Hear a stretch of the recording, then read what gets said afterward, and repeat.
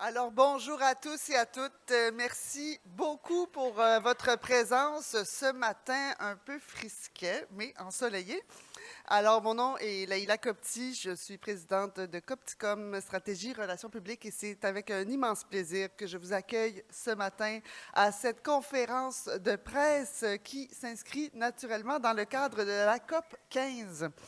Et avant de commencer, je vais céder la parole à Monsieur Mathieu Lanneville, qui est président directeur général de Réseau Environnement, qui nous accueille aujourd'hui ce matin, qui est responsable donc de la zone d'action publique COP 15. Mathieu, à toi la parole.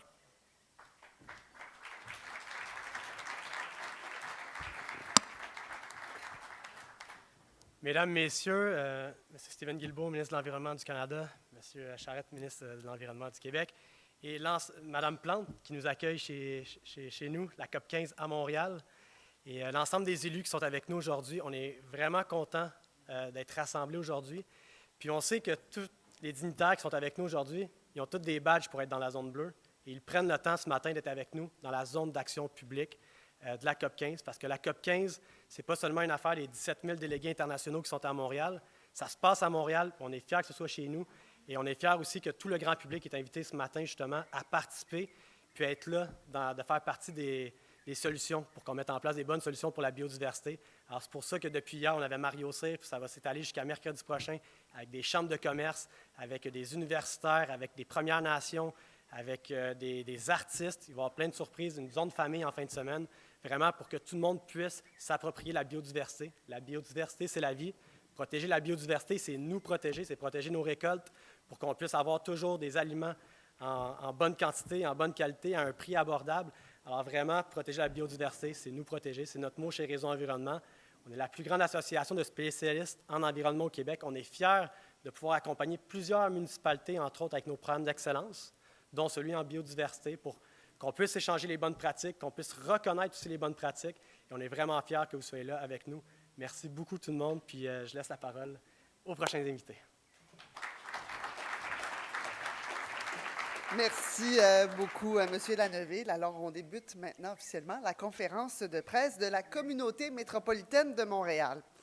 Alors, avant de débuter, je vais vous expliquer brièvement le déroulement de la conférence qui devrait durer maximum 1 heure. Alors, d'abord, Mme Valérie Plante, mairesse de Montréal et présidente de la CMM, s'adressera d'abord à vous, suivie de M. Benoît Charette, ministre de l'Environnement, de la lutte contre les changements climatiques, de la faune et des parcs du Québec, et suivi de l'honorable Stephen Guilbeault, ministre de l'Environnement, du changement climatique du Canada. Ensuite, M. Massimo Yedioni, directeur général de la CMM, viendra prendre la parole, suivi de plusieurs élus du Grand Montréal qui viendront vous présenter des initiatives en matière de conservation et de protection des milieux naturels qui soutiendront les objectifs de la CMM d'ici 2030. Ensuite, les médias pourront poser les questions sur le sujet du jour en français puis en anglais. Alors, sans plus tarder, j'invite maintenant Mme Valérie Plante, mairesse de Montréal et présidente de la communauté métropolitaine de Montréal, à prendre la parole.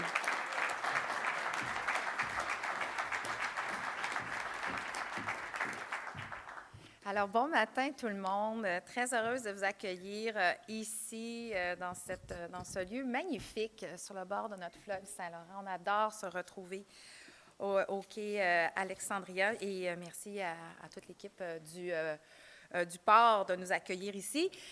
Écoutez, j'ai envie de vous dire que ce matin, on est en famille, de voir tous mes collègues devant moi de la CMM, tous et toutes réunis pour cette annonce qui est importante parce que pour la CMM, la question de la protection de nos espaces naturels et donc de la biodiversité, c'est quelque chose qui nous tient extrêmement à cœur et sur lequel on travaille depuis de nombreuses années.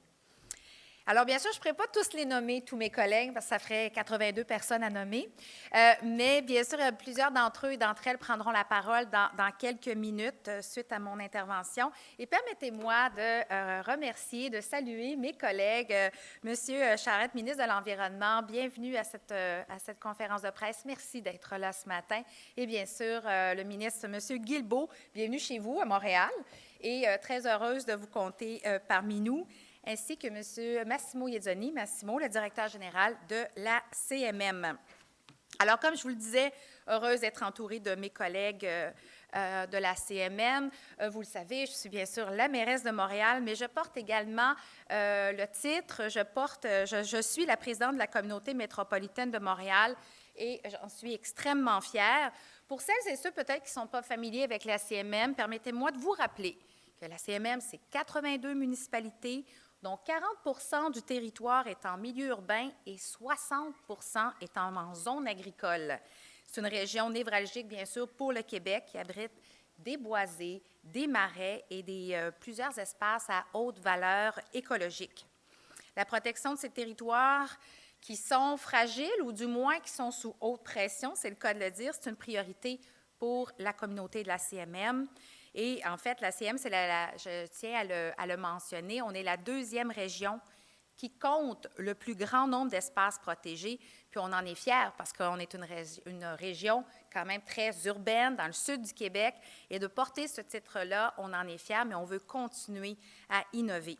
Alors, ça démontre tout le travail qui a été fait au cours des dernières années par la CMM, et ça, je tiens d'ailleurs à remercier le directeur général, mais ainsi que toutes les équipes de la CMM pour leur travail qui a été fait au cours des nombreuses années précédentes aujourd'hui pour la COP 15.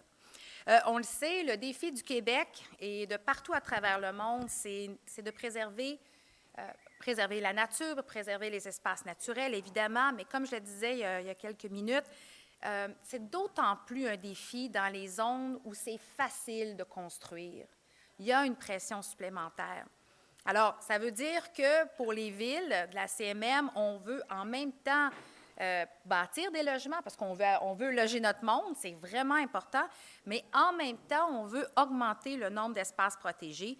Puis c'est cet équilibre-là qu'il faut réussir à trouver pour, entre autres, garantir la qualité de vie de nos populations. Parce que quand on sauve des espaces verts, quand on augmente le nombre d'espaces naturels, c'est toute la population qui en profite à court, moyen et long terme. À Montréal, vous le savez, pour un peu illustrer cette volonté-là, on a préservé de grands espaces verts dans l'ouest de Montréal pour faire le Grand Parc de l'Ouest, qui est le plus grand parc urbain au pays.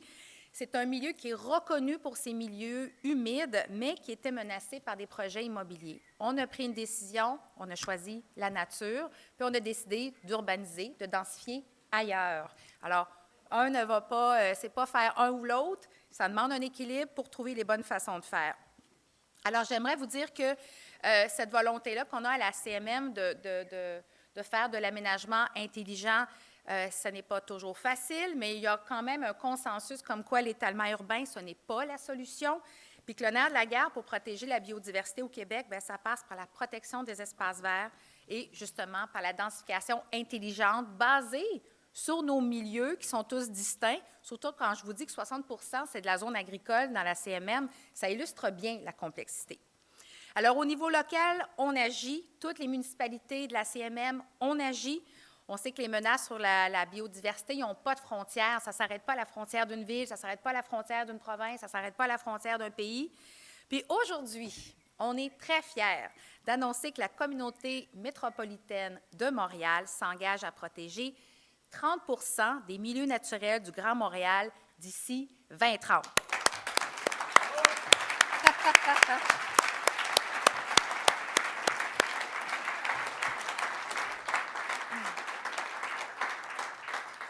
Alors, je peux vous dire que c'est ce qu'on veut, c'est ce que la population nous demande, puis c'est ce qu'on va faire. C'est pour ça qu'on s'est déjà mis en action dans les derniers mois, notamment avec nos règlements de contrôle intérimaire sur les milieux naturels. Puis juste avec cet outil-là qui a été mis en place, on peut protéger une superficie équivalente à la grandeur de l'île de Montréal. Alors, c'est important.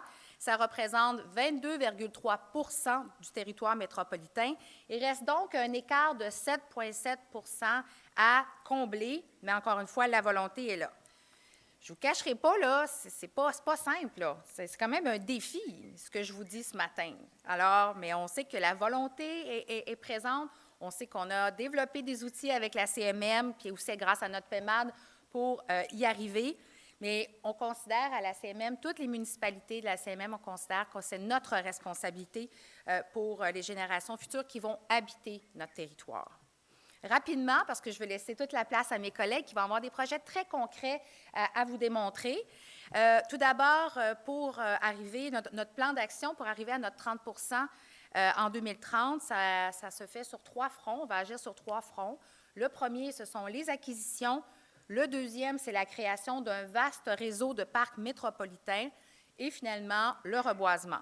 Rapidement, les acquisitions, on va continuer à financer des projets d'acquisition grâce à un programme qui existe depuis longtemps, la trame verte et bleue, et qui, jusqu'à maintenant, a fait beaucoup d'espaces verts qui, en plus, souhaitent être tous interconnectés pour faire un grand réseau à travers la région métropolitaine de Montréal.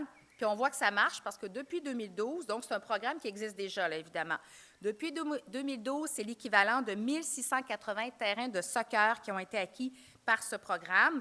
Et justement, on va entendre d'autres projets qui vont s'ajouter. Le Boisé-Sabourin à Saint-Bruno, le bois Saint-François à Laval, ainsi que le corridor forestier de Châteauguay-Léry. Et mes collègues vont vous en parler. Sur le deuxième axe, le deuxième effort qu'on veut mettre en place, c'est la création d'un réseau de parcs métropolitains. D'ici 2030, ce réseau de parcs pourrait compter plus de 14 000 hectares. C'est 37 fois la superficie du Mont-Royal. Puis pour y arriver, on va acquérir et reconvertir des espaces, comme par exemple certains terrains de golf. Finalement, on va accélérer le boisement. Et on veut essentiellement saisir toutes les occasions pour planter des arbres là où c'est possible. Un bon exemple, c'est ce qui existe là, sur le bord des champs. Hein, on peut venir reboiser tout autour des champs, entre la route et, par exemple, et les terrains pour cultiver. Et ça, on peut compter sur un partenaire qu'on aime beaucoup, ça, Verdi, qui est avec nous, qui plante des arbres un peu partout et qui va continuer à en planter dans la région métropolitaine. Alors, protéger la biodiversité et les espaces verts, ça prend, oui, du courage politique, mais ça prend aussi des moyens. Et les gouvernements du Québec et du Canada ont tous les deux pris des engagements en ce sens. C'est une excellente nouvelle et je tiens à vous remercier. Pour qu'on y arrive collectivement, on doit se fixer des objectifs clairs. C'est ce qu'on fait ce matin. On doit aussi avoir des outils réglementaires qui vont venir répondre à ce besoin-là. Et bien sûr, je pense à la révision de la loi sur l'expropriation qui va nous permettre, les municipalités, d'aller plus loin dans nos efforts d'acquisition et de verdissement. Alors, on est décidé à continuer à poser des gestes concrets. La bonne nouvelle, c'est que la CMM, qui représente la moitié du Québec, est bien engagée dans cette démarche et l'adoption de 2 RCI plus tôt cette année en est la preuve extrêmement concrète. En terminant, je tiens à remercier tous mes collègues de la CMM avec qui c'est un grand bonheur, un grand plaisir de travailler parce qu'on sent vraiment une vision commune, un souhait commun d'offrir à nos populations locales un milieu de vie plus agréable, mais aussi parce qu'on a cette volonté ferme-là, j'ai envie de vous dire, de semer des graines pour le futur. Et ça, je pense que c'est extrêmement important. Alors, sur ce, je laisse la parole à mes collègues et merci à tout le monde d'être ici. Puis je vous souhaite à tous et toutes une bonne COP. Merci.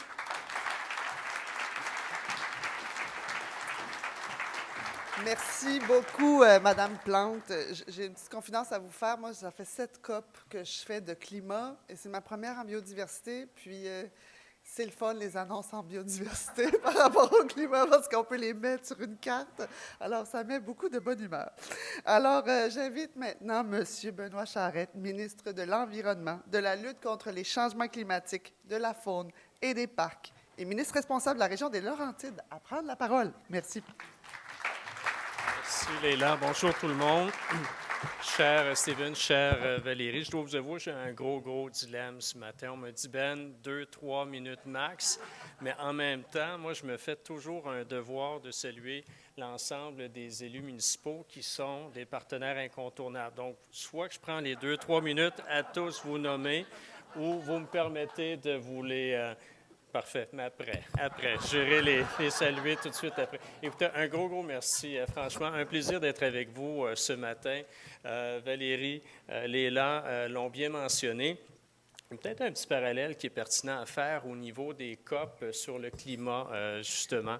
J'en ai quelques-unes à mon actif, moins que toi, par contre. Et moi, ce qui me désolait, les premières auxquelles je citais, c'est qu'on parlait à juste titre du climat, de notre obligation de réduire nos GES, mais on perdait souvent de vue la question de la biodiversité. L'année dernière, à Glasgow, j'ai senti un petit revirement de tendance. La question de la biodiversité a pris passablement de place, une place toute légitime. Cette année encore sur le côté de l'Égypte. Et là, maintenant, je pense que ça devient un acquis, que c'est les deux faces d'une même médaille, en quelque sorte. Et là, je reprends essentiellement l'expression du secrétaire général des Nations unies qui employait cette expression-là en début de semaine. C'est deux faces d'une même médaille. On ne peut pas penser réduire nos GES, on ne peut pas penser résoudre la crise climatique si on ne prend pas en compte la crise de la biodiversité également. Donc, de voir les municipalités impliquées de cette façon-là. Je faisais des blagues tout à l'heure, mais oui, les municipalités sont les premiers partenaires sur ces enjeux-là. On l'a mentionné en début de semaine avec le premier ministre à travers le plan, j'allais l'appeler le plan Nord. Là, je ne suis pas dans la bonne région, pantoute, mais le plan nature qui a été annoncé en début de semaine. Et c'est 650 millions essentiellement qu'on vient ajouter. C'est de l'argent frais. Ce n'est pas un calcul mathématique avec beaucoup d'imagination, reprendre des budgets ici et là. Ce sont 650 nouveaux millions de dollars qui seront spécialement dédiés pour mettre de l'avant quoi essentiellement? Les mesures qui nous viendront des milieux eux-mêmes. C'est la raison pour laquelle au cours des prochaines semaines, des prochains mois, on va être en contact constant pour voir comment faire en sorte que ce plan-là produise les résultats escomptés. On a pris le même engagement essentiellement, tout à fait ravi que la CMM s'engage pour un 30 % également de son côté. Mais en même temps, ce n'est pas le gouvernement du Québec, ce ne sont pas les municipalités seules qui pourront faire ce travail-là, d'où l'essentielle consultation là, que l'on va tenir avec vous au cours des prochains mois pour nous permettre d'atteindre cet objectif-là. Au niveau de la CMM, le territoire est bien circonscrit. Au niveau du Québec, le territoire est très, très vaste. On nous a rappelé à juste titre que le Nord, c'est important de le protéger. Je pense qu'on a fait des efforts considérables au cours du précédent mandat, mais il faut mettre l'emphase pour les prochaines années, essentiellement dans le Sud, où la biodiversité est encore plus riche. Et j'insiste, sans dénigrer naturellement l'importance des territoires dans le Nord qui ont pu être protégés. Mais cette richesse-là, et je l'ai dit à quelques reprises au cours des derniers jours, au Québec, là, on a plusieurs dizaines de milliers d'espèces, autant fauniques que floristiques, mais on en a une cinquantaine qui n'existent qu'au Québec. Donc, à partir du moment où on perd cette biodiversité-là, ce sont des espèces là, qui sont potentiellement perdues à tout jamais, ce que l'on veut naturellement éviter. Donc, merci à toutes et tous aujourd'hui. Je sais qu'il y a de beaux exemples qui nous seront présentés au cours des derniers instants, des prochains instants, et ce seront pour chacun de ces exemples-là une source d'inspiration. Avant de vous laisser, peut-être vous parler d'un partenariat qui est incontournable. Vous connaissez tous le réseau Environnement. C'est un partenaire depuis des dizaines d'années. En fait, c'est une institution là, qui a, je pense, beaucoup de notoriété auprès de chacun d'entre nous. On avait annoncé ce programme d'excellence pour la biodiversité avec un financement là, qui devait couvrir la période 2021-2023 à raison de 271 000 $. Ça me fait plaisir aujourd'hui d'ajouter un 110 000 $ supplémentaires pour que le réseau puisse continuer de vous accompagner. M. Lanneville nous disait tout à l'heure, près d'une vingtaine de municipalités s'en sont prévalues jusqu'à maintenant. Et c'est un programme, naturellement, qui vous est disponible, qui vous est accessible. Et c'est une des façons de développer des initiatives qui font notre fierté par la suite. Donc, merci à Réseau Environnement. Et pour le gouvernement du Québec, c'est un partenariat là, qui est plus qu'apprécié. Et à chacune d'entre vous, et j'irai vous nommer individuellement après la conférence de presse tout à l'heure. Donc, un plaisir de vous retrouver. Merci beaucoup. Merci beaucoup, Monsieur le ministre. Et j'invite maintenant l'honorable Steven Guilbeault, ministre de l'Environnement et du Changement climatique du Canada, à prendre la parole.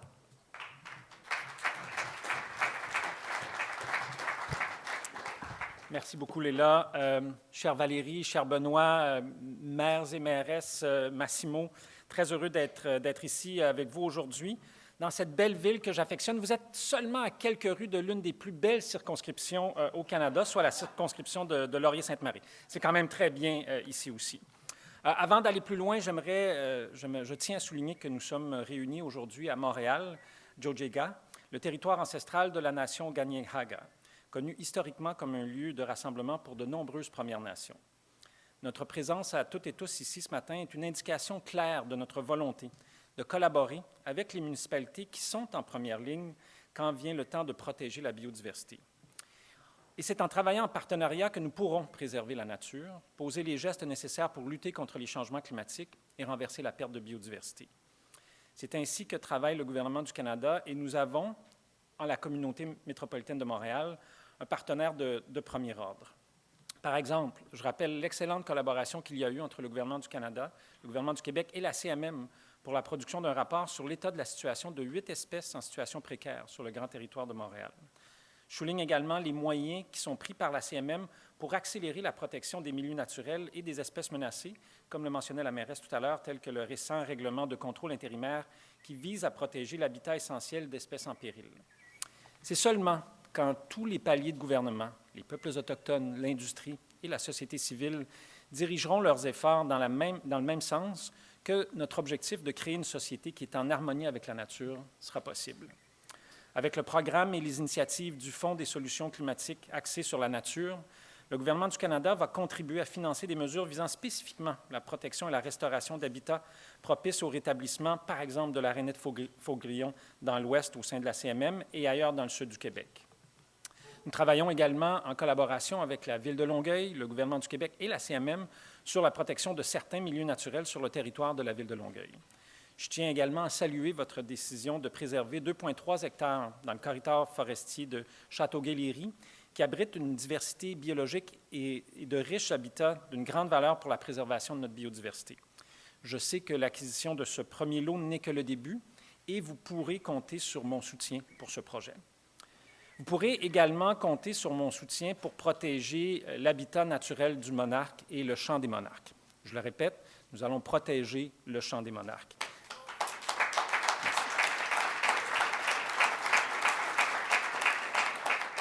Et s'il y en a qui doutent de notre volonté de le faire, dites-vous que ça ne vient pas juste de moi et de mon équipe Environnement et Changement climatique Canada, mais ça vient de très haut.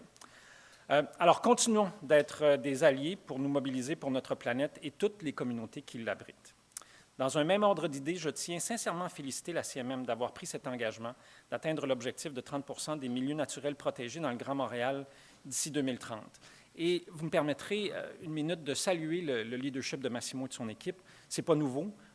Nous avons dans le passé travaillé sur plusieurs dossiers ensemble. Plusieurs, vous rappelez probablement du PMAD, qui avait été une bataille quand même passablement épique, sur la protection des milieux humides, des forêts dans le Grand Montréal, et qui était très, très, très précurseur. Alors, Massimo, vraiment, félicitations.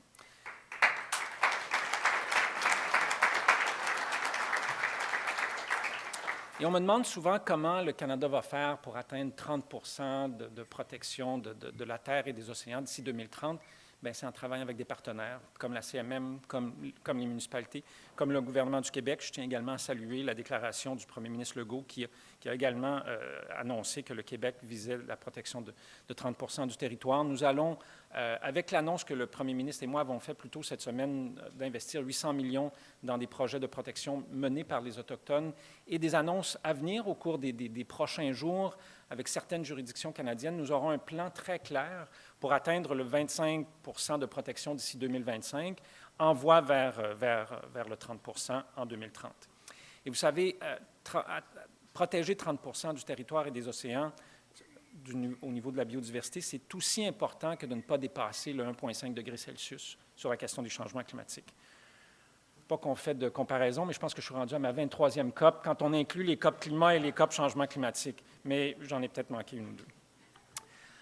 Plus sérieusement, c'est grâce à votre volonté d'action comme celle dont vous faites preuve que le Canada sera cité en exemple et reconnu pour son ambition et son engagement. On ne fera pas ça tout seul. Vous avez des partenaires incontournables pour protéger la nature et pour mettre en œuvre des projets qui ont des impacts positifs et durables sur la biodiversité. Soyez assurés que nous allons continuer de collaborer avec vous toutes et tous dans le futur. Merci beaucoup. Merci beaucoup, Monsieur le ministre. Alors, sans plus tarder, j'inviterai les élus de la CMM qui ont des projets à présenter à monter sur la scène avec Monsieur Massimo Iezzoni, directeur général de la CMM, et nous allons pouvoir entendre ces magnifiques projets qui vont soutenir ces objectifs. Alors, Massimo, à vous la parole. Merci de vous joindre à nous.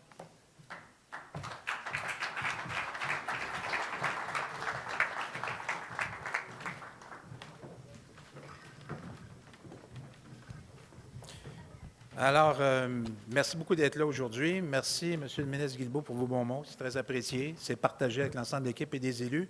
Je vais faire une courte histoire historique. Je pense que ça vaut la peine. Quand on parle d'urgence d'agir, puis comment freiner le déclin de la nature dans le Grand Montréal, ça commence par des circonstances exceptionnelles. Je crois que la dernière élection municipale a produit des éco-maires qui suivent les traces de notre présidente, mais sur l'ensemble du territoire. Et c'est en janvier que nous avons parlé d'un règlement de contrôle intérimaire pour augmenter le pourcentage que nous étions fixés à 17 % qui était à 10 % depuis une dizaine d'années.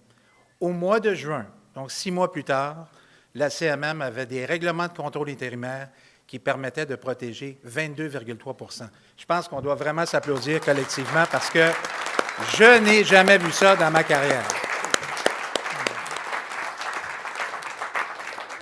La recette, c'est beaucoup l'adhésion au plan métropolitain d'aménagement et de développement. Les élus y croient, et quand on croit en quelque chose et qu'on a une vision et qu'on veut la mettre en œuvre, ça donne de beaux résultats. Le périmètre métropolitain est respecté. Il n'y a aucun empiètement dans la zone agricole au niveau du domaine résidentiel ou commercial. C'est beaucoup, ça. Ça veut dire concrètement qu'on construit à l'intérieur du périmètre urbain et on protège la zone agricole. Et avec maintenant le règlement de contrôle intérimaire à 22,3, on protège aussi les milieux naturels qui sont composés d'espèces menacées et autres. Le prochain défi, en hectares, c'est à peu près 35 000 hectares. C'est un défi colossal et ce n'est pas pour rien qu'on commence à réfléchir à d'autres pistes, comme par exemple les golfs. Donc, la CMM, d'ailleurs, on parle des golfs, on en avait 6 au début, mais on en a ajouté 3, donc on est maintenant rendu à 9 golfs. Nous sommes résolument tournés vers la protection des milieux naturels, une densification avec des milieux de vie complets et, de plus, nous voulons agir de plus en plus au niveau du programme de la trame verte et bleue. C'est là qu'il y a une collaboration nécessaire entre les gouvernements qui nous permet de faire des acquisitions. Un bilan de la trame verte et bleue, bien, on paye toujours 2, 3, 4 fois plus cher que ce qu'on devrait payer. C'est sûr que si on avait ce 2, 3 fois plus qu'on paye avec des prix plus raisonnables, on pourrait davantage acquérir. Ça sera le défi de la prochaine année. Et je pense qu'avec les messages qu'on a eus aujourd'hui, on s'en va dans la bonne direction. Et on est en pleine révision du plan métropolitain qui va être très ambitieux pour l'avenir et pour les générations futures. Je vous remercie beaucoup d'être présents. C'est un honneur d'être ici. Je pense que c'est vraiment un moment historique pour Montréal, Québec et le Canada. Merci beaucoup. Merci beaucoup, M. Iezzoni. Alors maintenant, c'est le temps des projets et vraiment, il y en a plusieurs et on va essayer de les présenter rapidement avec vraiment, c'est ça, on est capable. Alors, Monsieur Ludovic Grisé-Farran, maire de Saint-Bruno de Montarville, à vous la parole. Alors, bonjour à tous. Oui, donc je m'appelle Ludovic Grisé-Farran, maire de Saint-Bruno de Montarville. J'ai 31 ans et je fais partie de la nouvelle vague de jeunes maires et mairesses du Québec. Et je pense qu'il est temps de passer à l'action en ce qui concerne la protection de nos milieux naturels. Et depuis l'arrivée de mon équipe à Saint-Bruno, c'est exactement ce qu'on s'est efforcé de faire. En seulement 1 an, c'est plus de 6,5 millions de pieds carrés de milieux naturels qu'on a protégés, soit l'équivalent de 113 terrains de football, ce qui est un record dans l'histoire de notre ville. Bravo. Et merci. Et parmi ces 6,5 millions de pieds carrés protégés, bien, il y a le boisé Sabourin, qui est situé au sud de l'autoroute 116 et qui fait 2 millions de pieds carrés et qui a été inclus dans le RCI de la CMM parce qu'il constitue un milieu humide d'intérêt et également un habitat de la rainette Faugrillon de l'Ouest. Alors, je suis heureux d'annoncer qu'on est en mesure d'en faire l'acquisition finale et définitive grâce au programme de la trame verte et bleue pour un investissement de 8 millions répartis entre la Ville de Saint-Bruno, la CMM et Nature Action Québec via Environnement Canada. Alors, merci beaucoup, M. Guilbeault. Merci beaucoup à la CMM. Je profite également de la présence des ministres Guilbeault et Charette pour lancer un message et leur rappeler qu'on a besoin de leur aide, plus que jamais. La RCI et la CMM contient énormément de milieux naturels à protéger et on va avoir besoin d'argent additionnel pour les acquérir très rapidement. Alors, il faut que les gouvernements provinciaux et fédéraux nous aident, augmentent le financement et revoient la loi sur l'expropriation. Alors, sur ce, merci à tous, particulièrement à la Trame verte et bleue, à Nature Action Québec et aux collègues de la CMM pour l'acquisition de notre boisé. Merci. Merci. J'invite maintenant M. Stéphane Boyer, maire de Laval, à nous présenter le projet. Oui, alors, entre Laval et sa rive nord, il y a une majestueuse rivière, la rivière des Mille-Îles. C'est une belle rivière peu profonde qui comporte, comme son nom l'indique, de nombreuses îles, mais aussi des berges, des milieux humides, des marécages, et qui abrite près du 2/3 des espèces du Québec. Donc, on n'a pas de cougar, on n'a pas de phoque, mais on a à peu près tout le reste. Donc, que ce soit en termes d'espèces floristiques rares, que ce soit les tortues, les couleuvres, les salamandres, il y a vraiment une richesse, une concentration de biodiversité extrêmement riche, extrêmement précieuse. Et sur cette rivière, en 1998, on a posé un bijou, on a créé un bijou. C'est Éco-Nature. Donc, on a créé un OBNL, en fait, pour venir protéger 27 hectares de cette rivière-là. Et aujourd'hui, bien, on aime bien ce bijou, mais on veut en faire une couronne. On veut agrandir le refuge de la rivière des Mille-Îles, et c'est pourquoi, Laval, cette année, nous avons mis à disposition 500 hectares de terres municipales, des îles, des berges, des boisés achetés dans les dernières années pour venir multiplier par 20 la grandeur du refuge Éco-Nature.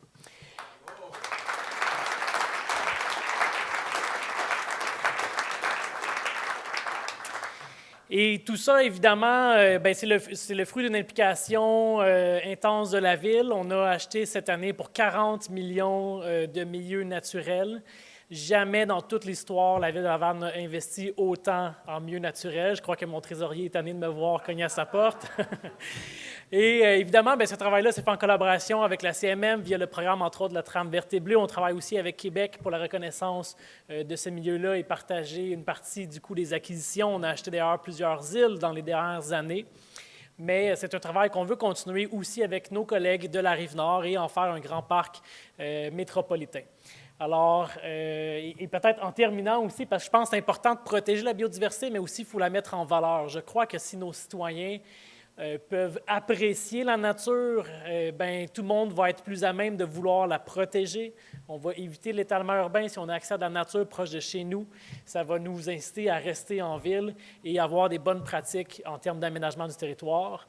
Alors, on travaille également pour mettre en valeur ce territoire-là, entre autres avec des navettes fluviales, avec Éco-Nature et plusieurs des villes dont je vois beaucoup de maires de la Rive-Nord, Rosemère, Blainville, Saint-Eustache, Boisbriand, etc. Alors, merci beaucoup pour votre collaboration et ensemble, créons cette belle couronne au nord de Montréal. Merci. Merci beaucoup. Et maintenant, j'invite M. Martin Danfous, maire de Varennes, M. Nicolas Dufour, maire de Repentigny, et Mme Caroline Bourgeois, mairesse de l'arrondissement de Rivière-des-Prairies, Pointe-aux-Trembles, à présenter leur projet. Merci à tous. Écoutez, je suis à l'aube de la fin du 350e anniversaire de Varennes. Quelle annonce extraordinaire!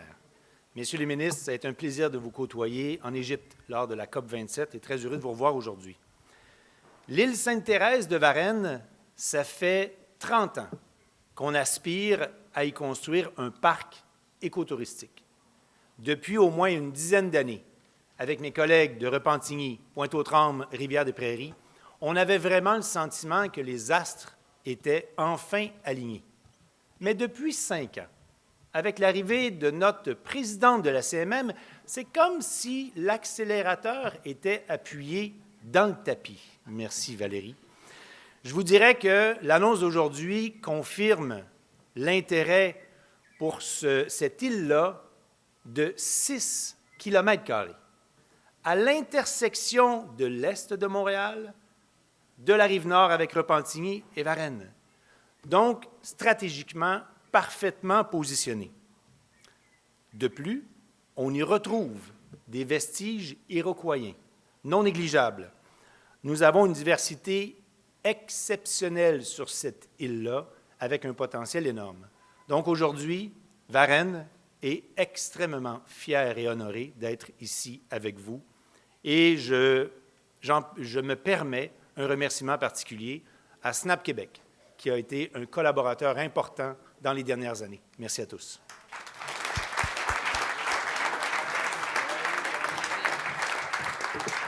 Alors, écoutez, extrêmement heureuse d'être avec vous ici ce matin et en compagnie de mes collègues pour vous parler de l'île Sainte-Thérèse. Puis souvent, peut-être, vous pouvez dire l'île Sainte-Thérèse, Varennes, Repentigny, l'est de Montréal. Et oui, en fait, c'est cette proximité absolument extraordinaire dans le fleuve Saint-Laurent dont nous travaillons pour mettre en valeur. Et en fait, c'est pas compliqué, lorsque peut-être certains d'entre vous, c'était même le terrain de jeu à l'époque de beaucoup de Montréalaises, Montréalais, avec la plage Bissonnette notamment. Alors, c'est un retour aux sources, mais surtout un retour pour la protection de cette île qui, on se sent complètement ailleurs si jamais vous avez la chance de pouvoir y aller. On parle de la nature, les marais, les oiseaux, le calme au beau milieu du fleuve, à peine à 5 minutes de Montréal. Alors, ce joyau, on l'a oublié avec le temps, mais on le retrouve avec l'annonce d'aujourd'hui. Et grâce à ce travail de collaboration qui a été mené, je salue mes collègues, bien sûr, de Varennes, de Repentigny, la communauté métropolitaine de Montréal, la mairesse de Montréal, bien sûr, qui a toujours cru. Et je souligne aussi Snap Québec, qui a fait un travail de mobilisation extraordinaire parce qu'on est capable de pouvoir créer ces îlots absolument magnifiques de protection de la biodiversité à quelques pas de Montréal en collaboration avec ces municipalités. Alors, célébrons vraiment cet événement et surtout poursuivons nos efforts afin que nous puissions retrouver cette île d'entente. Merci beaucoup. Bonjour à tous, ça va être bref. Quoi dire de plus qu'on est heureux d'être content? Quelle belle nouvelle! On est extrêmement fiers de la collaboration qui s'est faite entre les trois villes et on le sait, on ne le répétera jamais assez, l'importance de protéger, de chérir ce joyau qui est le fleuve Saint-Laurent, bassin de notre nation, mais surtout bassin d'une biodiversité extrêmement riche et importante. Donc, mon administration à Repentigny, on a fait la promesse à tous de redonner accès au fleuve aux citoyens pour qu'ils apprennent à le redécouvrir, à le chérir et à le protéger. Alors, l'annonce d'aujourd'hui est exceptionnelle. Merci à tous, merci à la CMM, merci aux partenaires. Et quel bonheur de voir autant de maires, jeunes et moins jeunes, qui ont une préoccupation à cœur. Bien, parce qu'on parle souvent des jeunes maires, mais il y en a d'autres qui ont été nos précurseurs. Alors, merci à tous et bonne journée. Merci beaucoup. J'invite maintenant M. Éric Allard, maire de Châteauguay, et M. Kevin Boyle, maire de Léry, à nous présenter leur projet.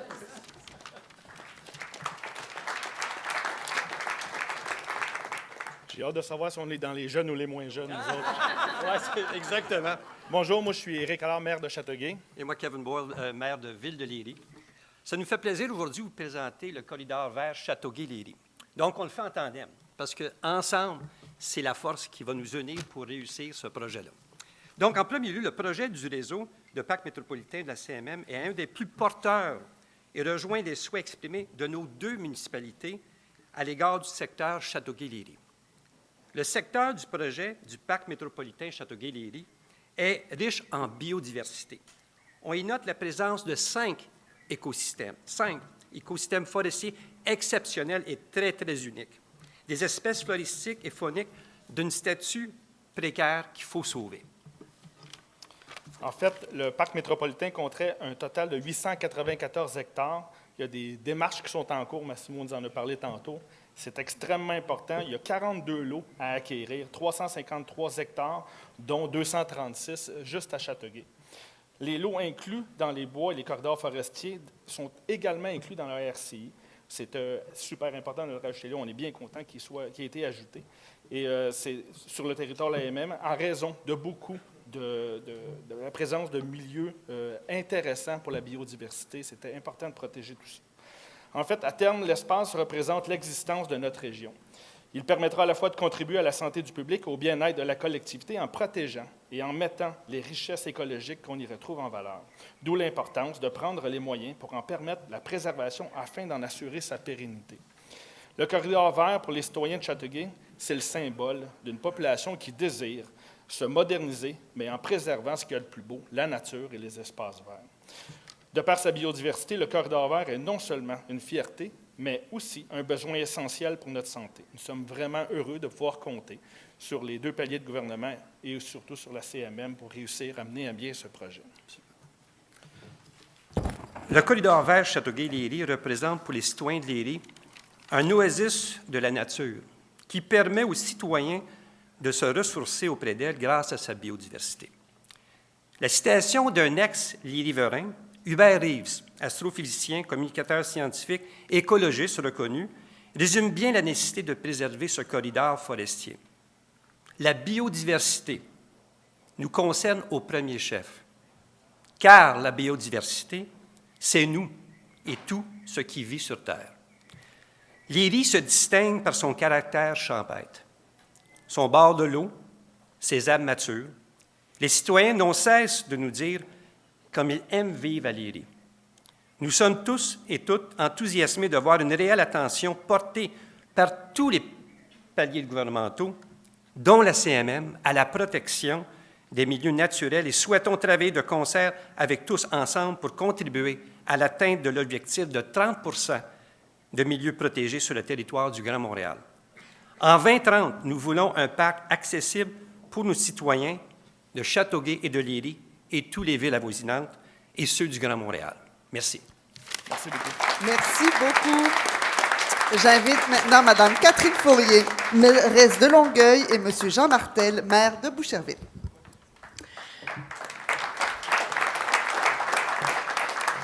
Merci tout le monde. Très heureuse d'être là aujourd'hui avec mon homologue Jean Martel, qui est non pas le plus jeune maire de la CMM, mais qui est certainement l'un des précurseurs et qui a pavé la voie à toutes nos nouvelles administrations parce que Boucherville, ça fait longtemps qu'ils sont engagés en faveur de la préservation de la biodiversité. Il faut le souligner. Donc oui, très fière de pouvoir vous parler de notre joyau collectif qui est le Boisé du Tremblay, dont 500 hectares de milieux naturels partagés entre les villes de Boucherville et de Longueuil. Le Boisé du Tremblay, c'est également 100 hectares de milieux humides. C'est un des plus grands habitats de la rainette faux-grillon. Puis là, on entend les oiseaux un petit peu. Ça aurait été le fun d'entendre des chants de rainette parce que, honnêtement, c'est très, très impressionnant. Et c'est également 800 mètres de sentiers pédestres accessibles pour la population. D'ailleurs, on a eu l'occasion d'accueillir la présidente de la CMM pour lui faire découvrir un peu plus tôt cette année.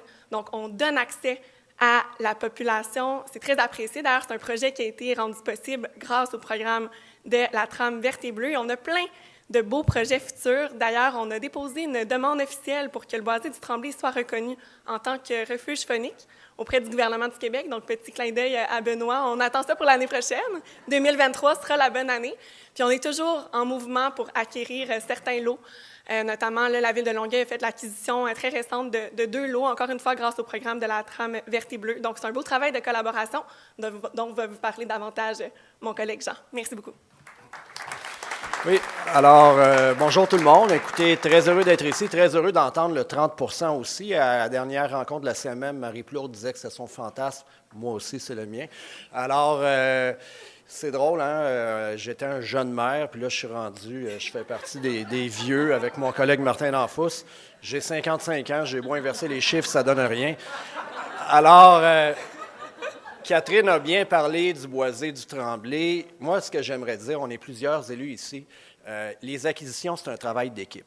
Et je suis chanceux, devant moi, j'ai 3 immenses, importants partenaires. Je pense à Naturaction Québec, M. Bigra, à la CMM et au fédéral, M. Guilbeault. Je vais vous donner un exemple à quoi ça peut ressembler. On a fait l'acquisition l'année dernière de 2 millions de pieds carrés zonés blancs. Ça vaut 30-40 piastres le pied carré. On a un super DG, Roger Maisonneuve, qui a convaincu les promoteurs de faire de la planification fiscale, de la donation. On l'a payé 3,50 $. Et le fédéral a payé le 3/6e, la CMM le 2/6e. Et finalement, le 1/6e qui restait, c'est les citoyens de la ville de Boucherville. Pour faire ça, il faut travailler en équipe. Il faut avoir une volonté de faire. Moi, j'avais appelé mon parti Option Citoyen par rapport à Option Promoteur. Là. Et il y a des élus, là, je vous le dis, c'est payant électoralement de faire des acquisitions. Moi, les gens, là, j'ai été élu à 51, je ne dis pas ça pour me vanter, là, 51% la première fois, 82 la deuxième, 92 la troisième et la quatrième, toute l'équipe par acclamation. Et on est passé de 440 hectares, on a ajouté 88 en 2017-2021. On va en ajouter d'autres. Et dans les partenaires, bien, ça prend un conseil déterminé aussi. Puis j'aimerais saluer la présence de Anne Barabé, qui est avec moi depuis 2009, ancienne présidente d'Environnement Nature Boucherville, passionnée par la rainette Faugrillon, aussi active en écologie, là, avant la politique. Bien, vous êtes toujours actif, mais avant votre carrière politique, vous le laissiez, M. Guilbeault. Alors, ça prend une volonté de faire, il ne faut pas lâcher. Et bien, je me réjouis de voir les nouveaux maires et mairesses éco-responsables, parce que le RCI qu'on a adopté, là, je ne pense pas qu'on aurait pu faire ça dans un passé très récent. Je me souviens du décret à la Prairie. Là. Nous, à Boucherville, on était heureux de ça qu'il y ait le décret pour protéger la rainette. Ce n'était pas le cas de tout le monde à la CMM, je peux vous le dire. Alors, très heureux des RCI. Je trouve que c'est une belle nouvelle, puis il faut continuer dans ce sens-là. Alors, bonne fin de COP 15 à tout le monde. Merci beaucoup. J'invite maintenant M. Guillaume Tremblay, maire de Mascouche, à présenter le projet. Vive le boisé du Tremblay. Donc, très content de rendre la parole immédiatement après. Merci d'avoir nommé un parc. Sans blague, en premier lieu, permettez-moi de remercier Massimo. Donc, je suis un jeune, mais je pense que je vais améliorer mon écoute parce que moi, j'avais compris que la conférence était à l'extérieur. Donc, je m'excuse sincèrement de mes bottes et de mon habit aujourd'hui. Donc, la ville de Mascouche est très fière d'avoir le premier parc métropolitain sur son territoire. Donc, le parc métropolitain du domaine seigneurial de Mascouche. Celui-ci a bénéficié d'un appui important de la communauté métropolitaine de Montréal via le programme de la trame verte et bleue du Grand Montréal pour soutenir certaines acquisitions, la mise en place de sentiers pédestres et l'aménagement d'infrastructures d'accueil, de mise à l'eau et d'une piste multifonctionnelle. Au total, ce sont plus de 6,4 millions qui ont été investis dans ce parc. L'acquisition de l'eau totalisant environ 211 hectares constitue la superficie la plus grande de toutes les acquisitions réalisées par les programmes de financement de la CMM. La Ville est aussi propriétaire d'une partie du site. Dans son ensemble, le domaine seigneurial compte plus de 267 hectares d'espaces naturels conservés. La Ville de Mascouche est aussi engagée dans la protection de milieux naturels avec le corridor forestier du Grand Coteau, avec les villes de Blainville, Lorraine, Mirabel, Mascouche, Repentigny, Rosemère, Sainte-Anne-des-Plaines, Terrebonne et les MRC de l'Assomption et les Moulins. De nombreuses acquisitions ont pu être complétées par le passé et représentent le cœur d'un éventuel parc métropolitain de très grande envergure. C'est le plus vaste ensemble naturel de la ceinture verte de Montréal, plus de 16 000 hectares. Ça représente plus de 21 % de l'ensemble des boisés de la CMM et nous en sommes très fiers sur la couronne nord de Montréal. À ce jour, plus de 20 millions ont été investis en acquisition et en infrastructure dans ce corridor forestier, encore avec l'appui de la CMM et du programme de la trame verte et bleue. Là, je pense que tout le monde comprend que la trame verte et bleue, c'est vraiment important. Tant le domaine seigneurial que le corridor forestier du Grand Coteau contribueront à l'atteinte de l'objectif du 30 % de milieux naturels protégés dans le Grand Montréal en 2030. À ce titre, et je tiens sincèrement à remercier, tantôt j'ai taquiné, mais Massimo pour ton leadership, Valérie pour ton leadership. Vous faites vraiment un travail formidable ensemble et je pense que c'est le Grand Montréal, mais aussi l'ensemble du Québec qui va s'en sortir mieux. Puis c'est nos enfants, nos petits-enfants qui vont nous dire merci plus tard. Merci à vous. Merci beaucoup. Sans plus tarder, j'invite Mme Doreen Assad, mairesse de Brossard, à présenter le dernier projet d'aujourd'hui. Merci beaucoup. Ça va bien tout le monde? Ah, vous savez, tellement un honneur puis un privilège pour moi de pouvoir vous parler du premier parc métropolitain agricole à l'intérieur de la CMM.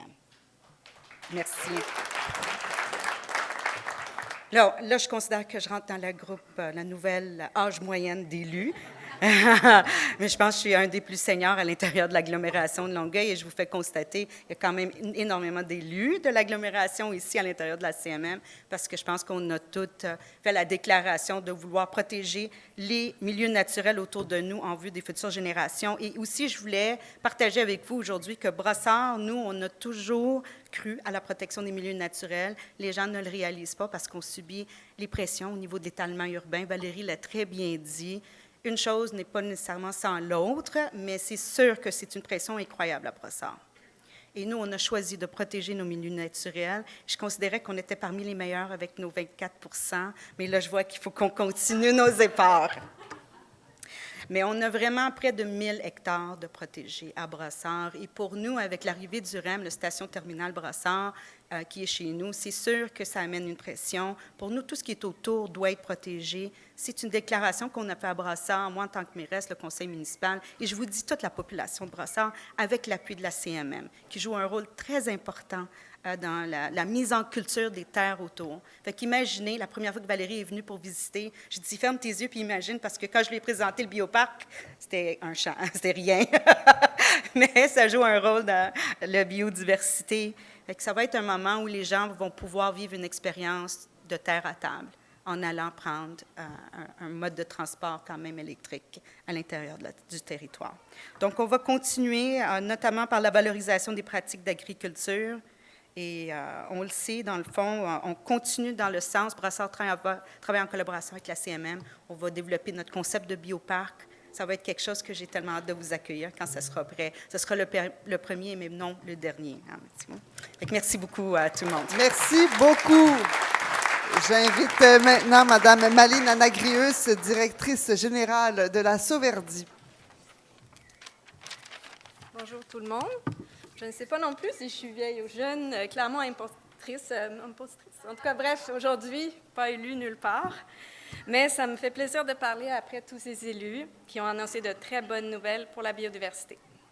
Je vais poursuivre en ce sens. On vous parlait d'une nouvelle entente de collaboration entre la Sauverdie et la CMM pour un projet concret qui se passe de l'autre côté de la clôture, sur les terrains privés institutionnels. Depuis les 10 dernières années, ici à Montréal, on a planté 100 000 arbres. C'est quoi 100 000 arbres? On me lance souvent des chiffres. Dans ce cas-ci, à Montréal, c'est 175 cours d'école, 65 institutions de santé, des centaines de terrains d'entreprises qui ont verdi leurs terrains et beaucoup de déminéralisation. C'est aussi 25 000 résidents qui ont décidé de verdir leurs cours avec la campagne « Un arbre pour mon quartier ». Cette réussite, nous la devons à un modèle de fonctionnement unique basé sur la collaboration, d'abord avec la Ville de Montréal, qui finance une partie de chaque arbre planté, levier extraordinaire pour amener les propriétaires à verdir leur terrain. Et bien sûr, l'Alliance forêt urbaine, regroupement d'organismes en verdissement qui travaillent tous avec nous vers un but commun. Ce modèle, on l'a exporté à Laval en 2019 avec le succès qu'on lui connaît en collaboration avec Canopé, le Ressaut de Bois de Laval et la Ville de Laval. Il était donc temps d'étendre ce projet vers la CMM, ce modèle de partage de subventions, d'expertise et de collaboration, avec la forte volonté, bien sûr, de collaborer avec les acteurs locaux et régionaux comme Nature Action. Bonjour. C'est en travaillant tous ensemble avec les municipalités, les propriétaires, les bailleurs de fonds et les organismes locaux que nous allons réussir à travers ce projet de créer de la biodiversité, de ramener la nature en ville là où les gens vivent et travaillent, pour le bien-être, bien sûr, les bénéfices écosystémiques, mais surtout pour la santé des populations. Alors, au plaisir de travailler avec vous tous sur ces prochaines années. Merci. Merci beaucoup. Merci à tous et à toutes.